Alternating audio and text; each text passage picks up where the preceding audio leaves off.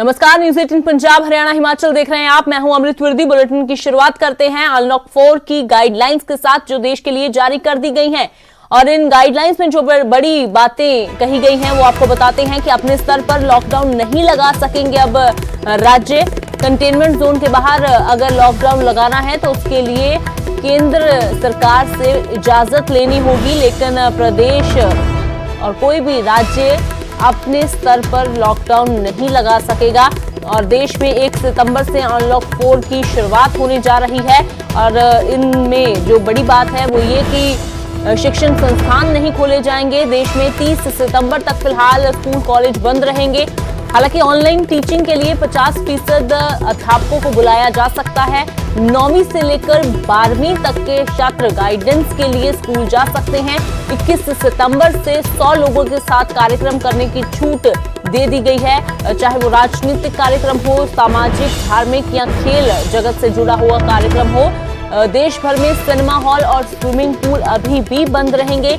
7 सितंबर से शर्तों के साथ मेट्रो सेवा शुरू करने को भी मंजूरी दे दी गई है। नियमित रेल और अंतर्राष्ट्रीय हवाई सेवा पर पाबंदी उसी तरह से बरकरार रहेगी। तो ये बड़ी बातें इस अनलॉक 4 की किस तरह की तस्वीर होगी। अब प्रदेश अपने स्तर पर लॉकडाउन लगाने का फैसला नहीं ले सकते कंटेनमेंट जोन के बाहर, उसके लिए केंद्र से मंजूरी लेनी जरूरी कर दी गई है।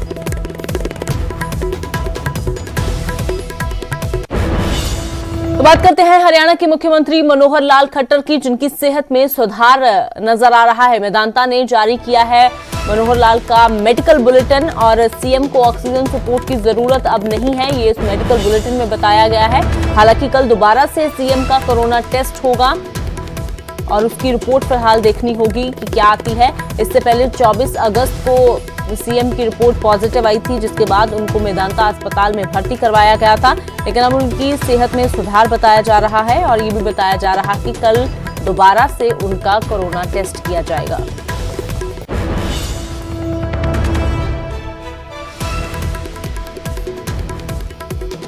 धर्मवीर शर्मा मेरे सहयोगी ज्यादा जानकारी के लिए जुड़े हैं। तो धर्मवीर, फिलहाल सेहत में सुधार बताया जा रहा है और क्या कुछ जानकारी है? मुख्यमंत्री मेदांता ने कोरोना के चलते अब जो है मुख्यमंत्री का जो स्वास्थ्य है उसमें काफी सुधार है। कल देर शाम जो है मीडिया बुलेटिन जारी किया गया, उसमें कहा गया है कि मुख्यमंत्री की सेहत जो काफी सुधार है। पहले उनके दोबारा से टेस्ट किए जाने हैं तो उसके बाद साफ हो पाएगा कि उनकी रिपोर्ट कैसे आती है। हालांकि अभी तक कोरोना पॉजिटिव ही है। और कल मुख्यमंत्री ने करीब 1 किलोमीटर की जो शहर है वो की है अस्पताल के जो पार्क बना को काफी देर में है तो पहले काफी बेहतर स्थिति में है। यही जो डॉक्टर ने कहा है कि वो कर रहे हैं, दिशा निर्देश जो जरूरी है अधिकारियों को के चलते दे रहे हैं। जी धर्मवीर, शुक्रिया फिलहाल इस तमाम जानकारी के लिए। तो सीएम की सेहत में सुधार बताया जा रहा है और कल दोबारा से कोरोना टेस्ट सीएम का किया जाएगा। तो न्यूज़ 18 पर पल पल का अपडेट कोरोना का आपको बता रहे हैं। हरियाणा में किस तरह के हालात हैं 10 बड़ी बातों के जरिए बताते हैं आपको। हरियाणा में 24 घंटों के दौरान 1391 केस सामने आए हैं, जबकि 9 लोगों की मौत हुई है। फरीदाबाद में 158, गुरुग्राम में 124 नए मरीज मिले हैं। करनाल में 140, रेवाड़ी में 110, अंबाला में 98, पंचकुला में 96, हिसार में 78, सोनीपत में 75, यमुनानगर में 87, कुरुक्षेत्र में भी 75 नए केस, भिवानी में 61, कैथल में 73, सिरसा में 42 नए केस सामने आए हैं। करनाल, पंचकुला और भिवानी में 2-2 मरीजों की मौत हुई है। इसी तरह यमुनानगर में 2 और गुरुग्राम में 1 मरीज की जान गई है।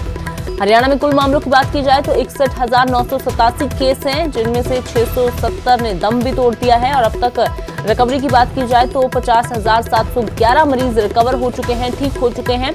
और प्रदेश में 10,606 एक्टिव केस इस समय कोरोना के। अंकित दुदानी मेरे सहयोगी जुड़े हुए हैं लाइव, सीधा उनका रुख करते हैं। तो अंकित, मामले अगर बढ़ रहे हैं लेकिन ये राहत की बात जरूर है कि रिकवरी उससे ज्यादा बढ़ती हुई नजर आ रही है।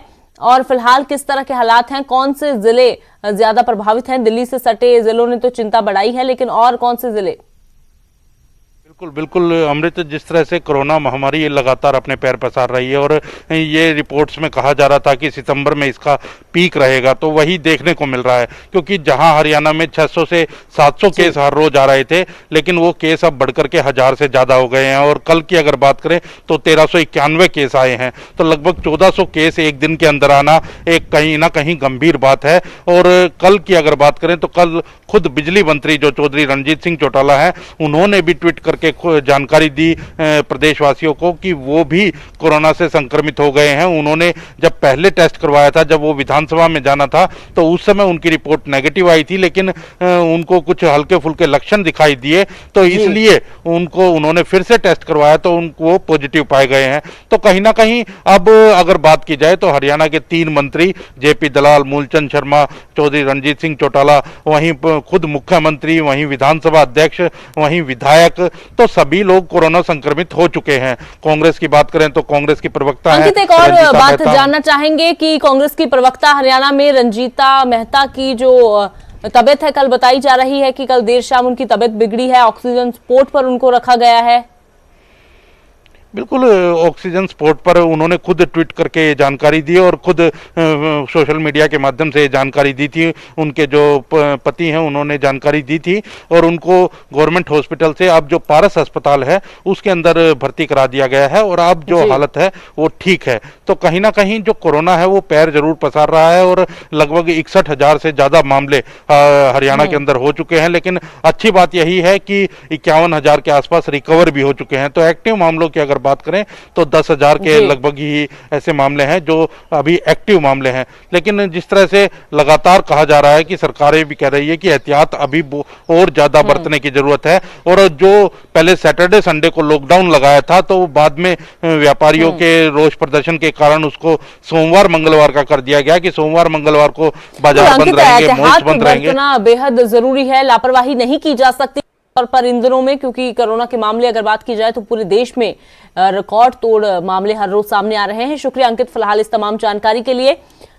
तो हरियाणा में तेजी से मरीज रिकवर भी हो रहे हैं, ठीक भी हो रहे हैं, लेकिन मामले भी हर रोज लगातार बढ़ते हुए नजर आ रहे हैं। बात करते हैं पंजाब के राज्यसभा मेंबर सुखदेव सिंह ढींडसा की, जो कोरोना पॉजिटिव पाए गए हैं और दिल्ली में होम क्वारंटीन हो गए हैं सुखदेव सिंह ढींडसा। 2 दिन पहले ही ढींडसा की बहू गगनदीप कौर भी संक्रमित मिली थी। एहतियातन परमिंदर सिंह ढींडसा जो उनके पति हैं वो भी घर में आइसोलेट हो गए हैं। तो प्राइमरी कॉन्टैक्ट हैं परमिंदर सिंह ढींडसा और सुखदेव सिंह ढींडसा। तो सुखदेव सिंह को जब हल्के लक्षण दिखाई दिए तो उनकी ओर से अपना टेस्ट करवाया गया और जिसकी रिपोर्ट पॉजिटिव आई है और फिलहाल उन्होंने अपने आप को दिल्ली में एकांतवास कर लिया है।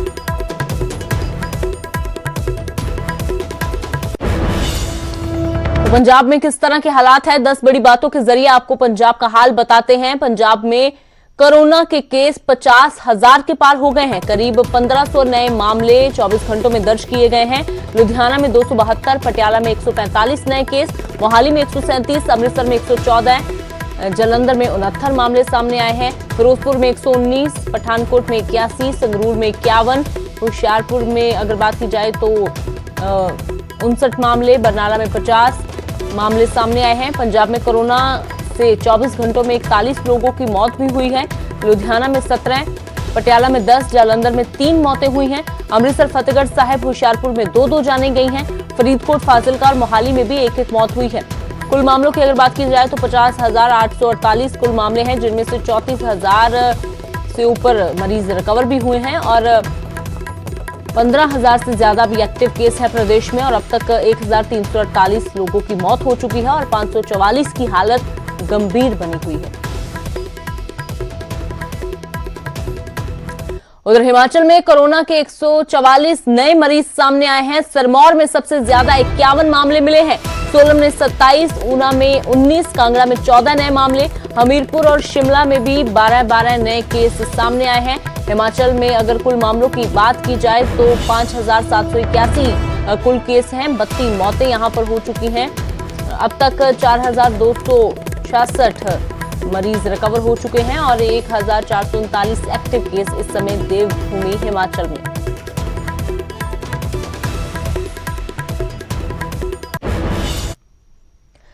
और अगर बात की जाए कोरोना की तो इस महामारी ने पूरी दुनिया को अपनी चपेट में लिया है और दुनिया में कोरोना मरीजों की संख्या 2.5 करोड़ के पार हो गई है।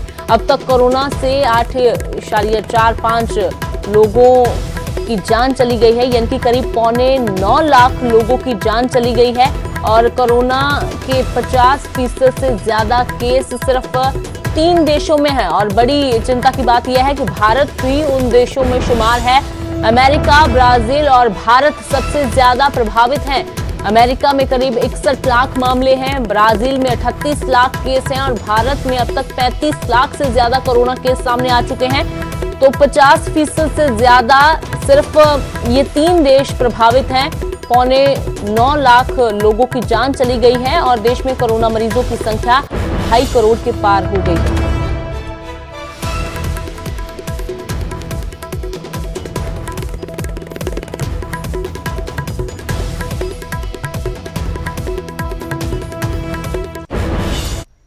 तो लगता है पंजाब में जहरीली शराब से हुई मौतों के बाद भी प्रशासन आंखें मूंदे बैठा है। कहने को शराब के शटर तय समय पर जरूर बंद हो जाते हैं, लेकिन हमारा दावा है कि जब आप ये रिपोर्ट देखेंगे तो यही कहेंगे कि जेब में बस पैसे होने चाहिए। आदेश तो सिर्फ कागजों तक ही सीमित है। शराब तो जब चाहिए तब मिल जाएगी।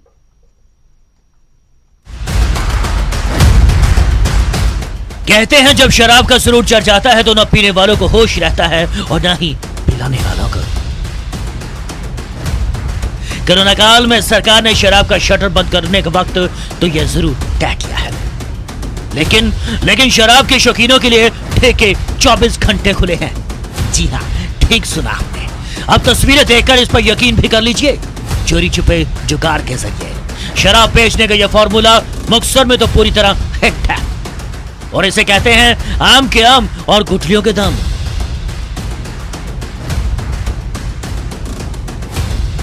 सरकार और प्रशासन पूरी तरह बेखबर है, लेकिन शराब के सौदागर कैसे उनकी आंखों में धूल झोंक रहे हैं यह उसका जीता जागता सबूत है।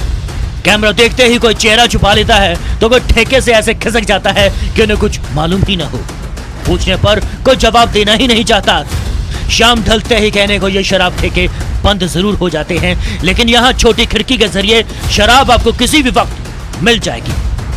जुगाड़ भी ऐसा लगाया गया कि ये कोड वर्ड सिर्फ पीने वाले ही समझ सकते हैं। पैसे दो तो बोतल हाथ में होगी और सवाल करो तो छोटी खिड़की भी बंद हो जाएगी। शराब ठेके जरूर बंद हो जाएंगे, लेकिन ठेकों के बाहर लोगों की भीड़ कम नहीं होती। और अब इसे ही देख लीजिए, इसने तो शराब बेचने के लिए दुकान की एक ईंट ही खिसका दी है और यही ईंट का एक टुकड़ा पीने और पिलाने वालों का जरिया बन चुका है। दिखावे के लिए दुकान में शटर जरूर लगा है, लेकिन जिन्हें शराब लेनी है उनके लिए तो सर्विस 24 घंटे ओपन। बस जेब में पैसे होने चाहिए। तो देखा कि किस तरह शराब के सौदागर जुगाड़ के जरिए सरकार के आदेशों को ठेंगा दिखाकर मुनाफा कमाने में लगे हैं। लेकिन सवाल है कि प्रशासन को इसकी जानकारी क्यों नहीं है। कोरोना काल में भी अगर प्रशासन इसी तरह सोया रहा तो कहीं ऐसा न हो कि ये लापरवाही लोगों की जान पर भारी पड़ जाए। अगर तस्वीरें देखकर भी अब नींद नहीं खुली तो फिर समझ लेना होगा कि सरकार के आदेश सिर्फ कागजों तक ही सीमित है। मुक्तसर से अशफाक टूटी, न्यूज़ 18 पंजाब। क्या कोरोना की आड़ में मानव अंगों की तस्करी हो रही है? यह सवाल सुनकर आपका भी दिमाग सन्न रह जाएगा। लेकिन भवानीगढ़ के लोगों का ऐसा ही आरोप है। भवानीगढ़ ही नहीं, कई जिलों में स्वास्थ्य विभाग की टीम को विरोध का सामना करना पड़ रहा है। अब तो लोगों को अस्पताल जाने से भी डर लग रहा है।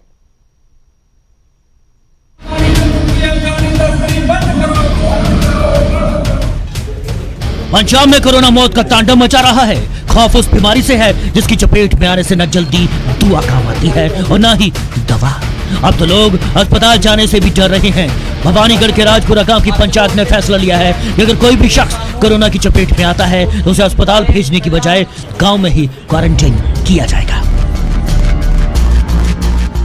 ਅਸੀਂ ਇਸ ਕਰਕੇ ਪਿੰਡ ਦਾ ਇਕੱਠ ਕਰਕੇ ਮਤਾ ਪਾਸ ਕੀਤਾ ਹੈ ਵੀ ਸਾਡੇ ਜਿਹੜਾ ਕੋਈ ਪ੍ਰਸ਼ਾਸਨ ਜਾਂ ਕੋਈ ਟੀਮ ਆਵੇਗੀ ਅਸੀਂ ਉਹਦੀ ਰਿਸਪੈਕਟ ਕਰਾਂਗੇ, ਪਰ ਸਾਡੇ ਮਰੀਜ਼ਾਂ ਨੂੰ ਚੁੱਕ ਕੇ ਨਾ ਲੈ ਕੇ ਜਾਇਆ ਜਾਵੇ। ਜੇ ਸਾਡੇ ਕੋਈ ਕਰੋਨਾ ਦਾ ਮਰੀਜ਼ ਆਉਂਦਾ ਹੈ ਤਾਂ ਅਸੀਂ ਨੂੰ ਆਪਣੀ ਸਰਕਾਰੀ ਜਗ੍ਹਾ 'ਚ ਕਾਂਤਵਾਸ ਕਰਾਵਾਂਗੇ। सवाल उठता है कि आखिर लोग अस्पताल जाने से डर क्यों रहे हैं, और इसके पीछे की वजह जानकर आपके भी पैरों तले जमीन खिसक सकती है। दरअसल इन लोगों को कोरोना की आड़ में अस्पताल में अंगों की तस्करी का डर सता रहा है। सही सुना आपने, अंगों की तस्करी का डर। हालांकि स्वास्थ्य विभाग के अधिकारियों ने ग्रामीणों के इस डर को सोशल मीडिया की उपज बताया। उन्होंने कहा कि कोरोना की आड़ में अंग तस्करी की तमाम बातें सिर्फ अफवाह है, इससे ज्यादा कुछ नहीं। ਮਨੁੱਖੀ ਅੰਗਾਂ ਦੀ ਜਿਹੜੀ ਉਹ ਤਸਕਰੀ ਆ ਉਹ ਕਰੋਨਾ ਦੇ ਨਾਲ ਇੱਥੇ ਹੁਣ ਵੱਧ ਰਹੀ ਆ। ਇਹਦੇ ਕਰਕੇ ਸਾਰਾ ਨਗਰ ਇਕੱਠੇ ਆ। ਅਸੀਂ ਚਾਹੁੰਦੇ ਹਾਂ ਵੀ ਜੇ ਸਾਡੇ ਪਿੰਡ 'ਚ ਕੋਈ ਅਜਿਹਾ ਕੇਸ ਹੁੰਦਾ ਤਾਂ ਅਸੀਂ ਉਹਨੂੰ ਆਪਣੀ ਨਿਗਰਾਨੀ 'ਚ ਇਕਾਂਤਵਾਸ ਸਾਡੇ ਕੋਲੇ ਆਪਣੇ ਗੁਰਦੁਆਰਾ ਸਾਹਿਬ ਦੇ ਕਮਰੇ ਨੇ, ਸਕੂਲ ਦੇ ਕਮਰੇ ਨੇ, ਅਸੀਂ ਆਪਣੀ ਨਿਗਰਾਨੀ 'ਚ ਰੱਖਾਂਗੇ। कोरोना की आड़ में अंगों की तस्करी का खौफ इतना ज्यादा हो गया है कि स्वास्थ्य विभाग के भी पसीने छूट रहे हैं। मुक्तसर के गांव भट्टीवाला में कोरोना सैंपल लेने पहुंची स्वास्थ्य विभाग की टीम को विरोध का सामना करना पड़ा। ग्रामीणों के विरोध के बाद यहां पुलिस ने मोर्चा संभाला।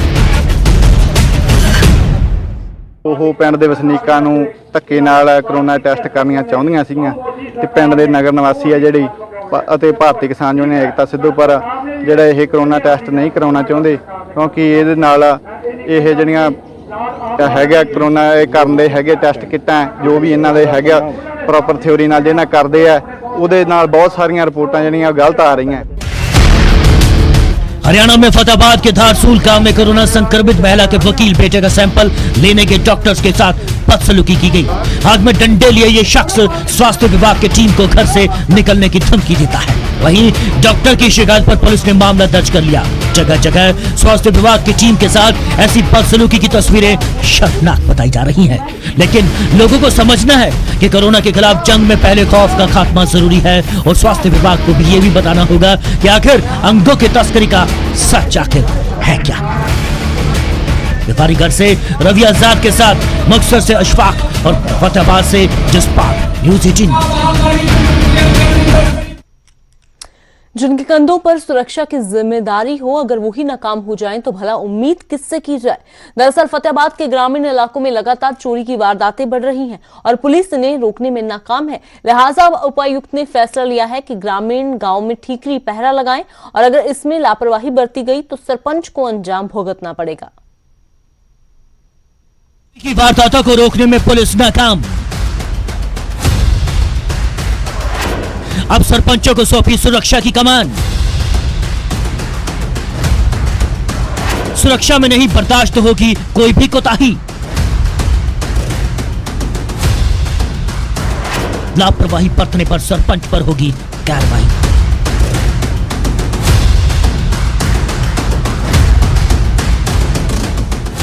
हर बीतते दिन के साथ कोरोना का कहर बढ़ता जा रहा है, साथ ही बढ़ रही आपराधिक वारदातें फतेहाबाद के गांव में भी चोरी की वारदातें रुकने का नाम नहीं ले रही हैं। पुलिस की हर कोशिश नाकाम साबित होती जा रही है। लिहाजा अब गांवों की सुरक्षा का जिम्मा सरपंचों को सौंपा गया है। उपायुक्त ने गांव में ठीकरी पहरा लगाने के आदेश दे दिए हैं।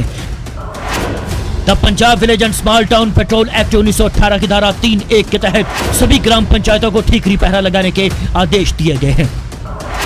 ये आदेश 30 अक्टूबर तक जारी रहेंगे। आदेशों की उल्लंघना करने पर इस एक्ट के तहत कार्रवाई होगी।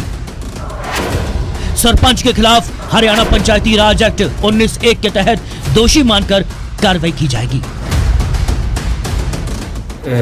जिलाधीश महोदय फतेहाबाद द्वारा ठीकरी पहरा लगाने के लिए आदेश जारी किए गए हैं। गांव-गांव में ठीकरी पहरा लगाए जाएं। तो ऐसे आदेश जारी करने की क्यों जरूरत पड़ी सर? अभी पीछे जैसे न्यूज़पेपर में आया, आपने भी देखा होगा कि फतेहाबाद जिला में पशु चोरी तथा गृह भेदन की घटनाएं हो रही हैं। उन पर अंकुश लगाने के लिए और नियंत्रण करने के लिए ऐसे आदेश उपायुक्त महोदय द्वारा जारी किए गए। तो जिस तरह ये आदेश जारी किए गए हैं, कोई सरपंच इनकी अवहेलना करता है तो उसके खिलाफ क्या कार्रवाई होगी सर? इन आदेशों की कोई अवहेलना करता है तो उनकी हरियाणा पंचायती राज एक्ट के तहत तथा Punjab village and small town petrol act के तहत कार्रवाई की जाएगी। फतेहाबाद के ग्रामीण क्षेत्रों में लगातार बढ़ रही चोरी की वारदातों ने जिला प्रशासन की नींद उड़ाकर रख दी है। लगातार पशु चोरी, वाहन चोरी और घर में घुसकर चोरी की वारदातों को अंजाम दिया जा रहा है, जो पुलिस की नाकामी को साफ साफ दिखाती है। और इस नाकामी को देखते हुए उपायुक्त ने ग्रामीणों को पहरा लगाने के आदेश दे दिए हैं कि गांव की सुरक्षा के लिए 5 स्वास्थ्य नौजवानों की ड्यूटी लगाई जाए। आज हमने डीसी साहब के ऑर्डर के बाद जी गांव में ठीक रिपेयर देना शुरू किया जी, क्योंकि रात को चोरियां वारदातें बहुत ज्यादा दिन रात बढ़ती जा रही है। और आज से डीसी साहब ने ऑर्डर दिए हैं कि गांव में हर गांव में ठीक रिपेयर शुरू होना चाहिए। तो हम डीसी साहब के आदेशों की पालना करेंगे और किसी प्रकार की कोई भी घटना गांव में ना घटे, इसलिए डीसी साहब ने निर्देश दिए हैं तो उनका आदर मान और सम्मान करना हमारा कर्तव्य है और हम उनका डीसी साहब का आदर और मान और सम्मान करेंगे।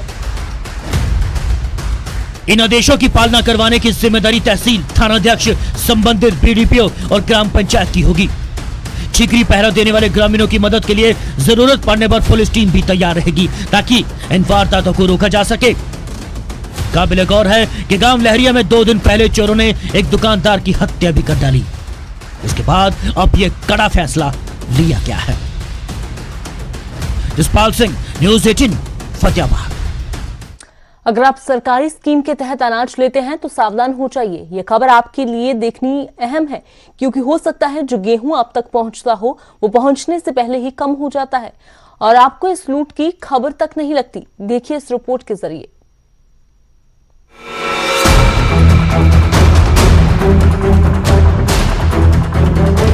हर घर में चूल्हा जले, हर घर में खाना पके, कोई भी इंसान भूखा ना सोए,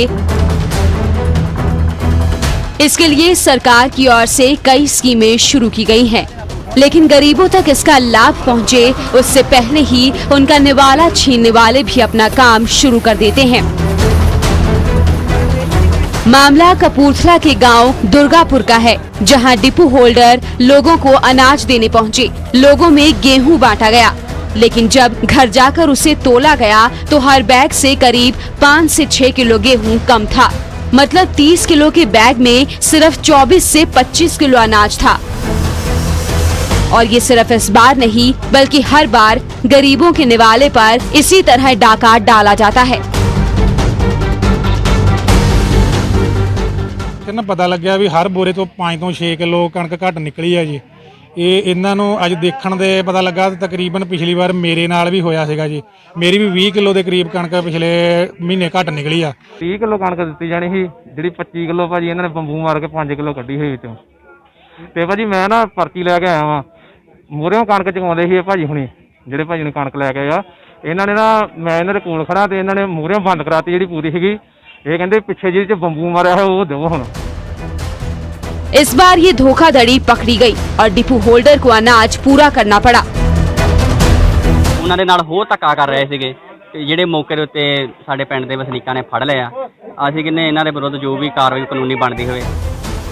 हालांकि चोरी पकड़े जाने के बाद गेहूं लेकर आए मजदूरों ने भी माना कि वो रास्ते में चोरी करते थे और डिपो होल्डर ने भी सारा ठीकरा मजदूरों पर ही फोड़ दिया। ਅਸੀਂ ਤਾਂ ਕਿਲੋ ਅੱਧਾ ਕਿਲੋ ਕੱਢੀ ਸਾਰੇ ਪਿੱਛੋਂ ਹੀ ਕੱਟ ਕੇ ਆਉਂਦੀ ਹੈ, ਸਾਨੂੰ ਨਹੀਂ ਪਤਾ ਕੁਝ। ਨਹੀਂ ਅੱਧਾ ਤਾਂ ਕਿਲੋ ਨਹੀਂ ਹੋਵੇ।